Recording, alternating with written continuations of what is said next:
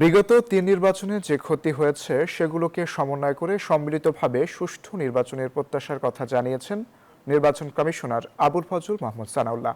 বুধবার দুপুরে রাজধানীর আগারগাঁও এনজিও বিষয়ক বিরোতে সুষ্ঠু ও জবাবদিহিমূলক নির্বাচনের জন্য নাগরিক পর্যবেক্ষক শীর্ষক আলোচনা অনুষ্ঠানে এসব কথা বলেন তিনি।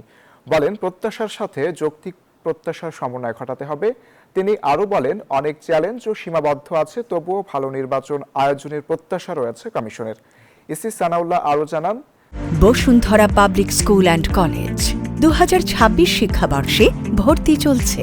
৩০০ এর বেশি পর্যবেক্ষক নিবন্ধনের জন্য আপিল করেছিলেন, তার মধ্যে ৮১ জন নিবন্ধন পেয়েছেন নাগরিক পর্যবেক্ষক হিসেবে। আমরা সম্মিলিতভাবে আমাদের জাতির প্রত্যাশা ডেলিভার করতে পারবো, আমাদের একটা সুষ্ঠু সুন্দর নির্বাচন আমরা উপহার দিতে পারবো। আমাদের কিছু গ্লিচ থাকবে, কিছু সীমাবদ্ধতা থাকবে, বাট এই সীমাবদ্ধতাগুলো যেন আমাদের টলারেবল লিমিটের মধ্যে থাকে।